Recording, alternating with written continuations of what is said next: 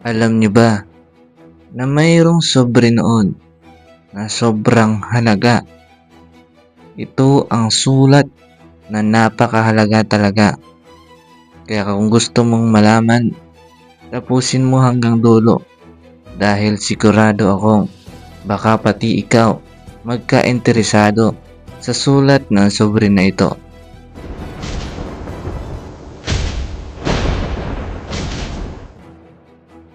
Noong panahong 1947, sa panahong unti-unti pa lamang bumabangon ang Pilipinas mula sa sugat ng digmaan, may isang liham na ipinadala mula sa isang liblib na lugar sa Visayas.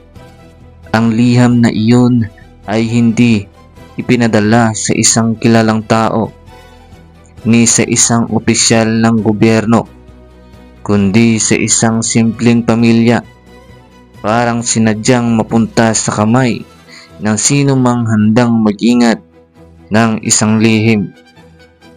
Ang sobre ay walang linaw na kapinanggalingan. Ang pangalan na nagpadala ay hindi tunay na pagkakilanlan, kundi tila isang alias lamang. Ngunit ang laman nito ay sapat upang mag-iwan ng bakas sa sino mang makakabasa. Ang papel ay may marka ng panahon, magaspang, bahagyang napunit sa gilid, at may bahid ng kahalumigmigan. Ang tinta ay hindi pantay, tila isinulat sa ilalim ng mahirap ng kalagayan. Ngunit sa kabila ng lahat, malinaw ang layunin ng liham, ang mag-iwan ng salaysay tungkol sa isang kayamanan na hindi pa natatagpuan hanggang sa kasalukuyan. Ayon sa nilalaman ng sulat, ang may akda ito ay isa sa mga taong nakasaksi sa pagtago ng isang napakalaking kayamanan noong huling bahagi ng digmaan. Hindi siya ang nag-utos at hindi rin siya ang may-ari ng kayamanan.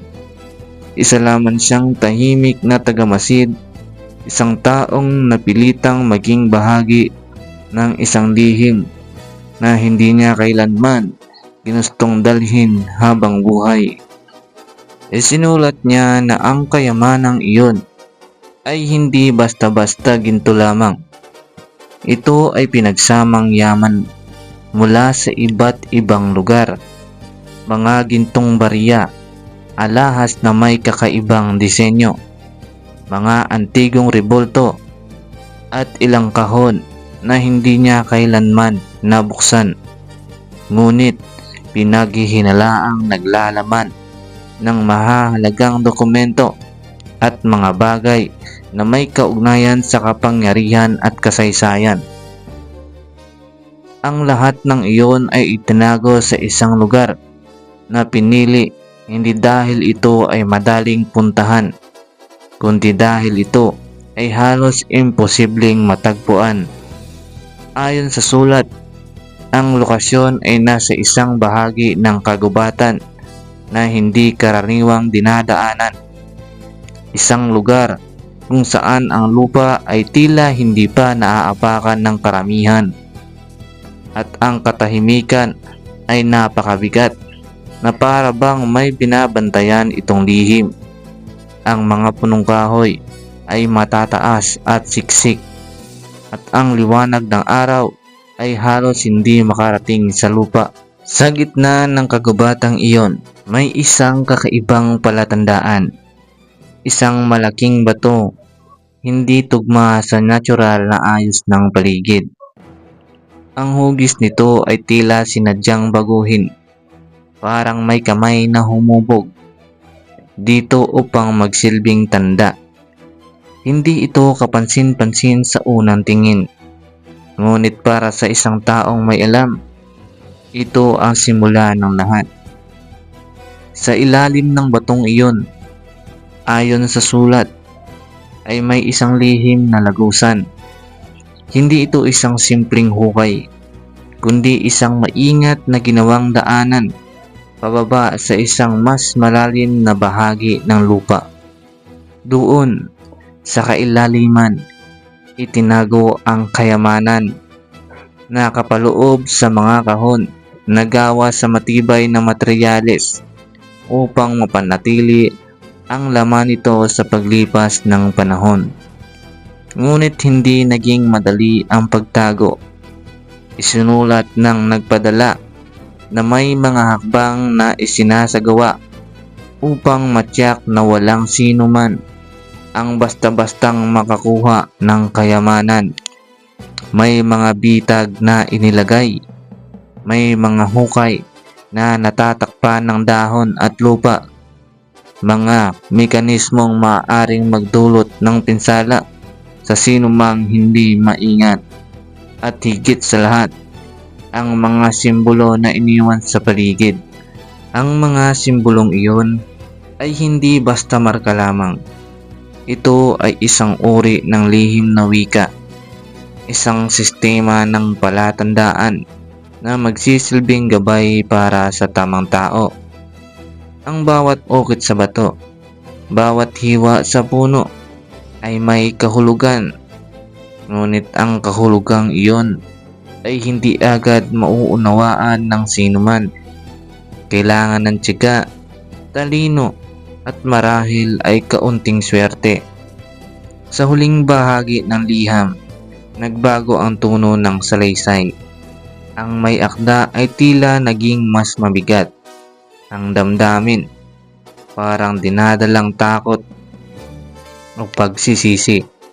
Isinulat niya na ang lihim na iyon ay hindi lamang tungkol sa kayamanan, kundi tungkol sa mga buhay na naapektuhan ng pagtatago nito.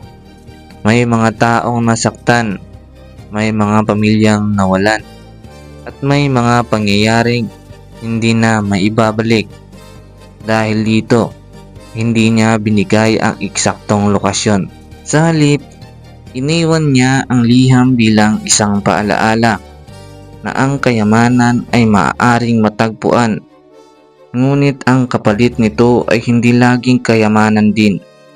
Minsan, ang hinahanap ng tao ang nagiging dahilan ng kanyang pagkawala. Matapos maisulat ang liham, wala nang kasunod na impormasyon tungkol sa nagpadala. Walang nakakaalam kung ano ang nangyari sa kanya, kung siya ba ay nabuhay ng tahimik o kung ang lihim na kanyang dala ay naging dahilan ng kanyang pagkawala. Ang liham ay nanatili sa loob ng isang kahon sa loob ng maraming taon.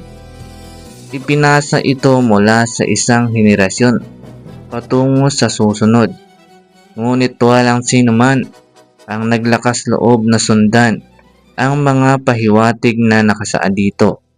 Hanggang sa kasalukuyan, may ilang nakabasa nito at nagtangkang tuklasin ang lihim. May mga naglalakbay sa mga kagubatan, naghahanap ng mga batong kakaiba ang hugis. Sinusubukang unawain ang mga simbolong maaaring tumutugma sa mga inilarawan sa liham. Ngunit sa kabila ng lahat ng iyon, wala pa ring malinaw na ebidensya na ang kayamanan ay natagpuan na. Ang liham mula 1947 ay nanatiling isang misteryoso, isang piraso ng kasaysayan na maaaring totoo o maaaring isang kwento lamang na isinulat upang subukin ang hangarin ng tao. Kaya ikaw, ano sa tingin mo? Totoo ba ang kwentong ito o gawa-gawa lamang? Ikaw na ang bahalang humusga.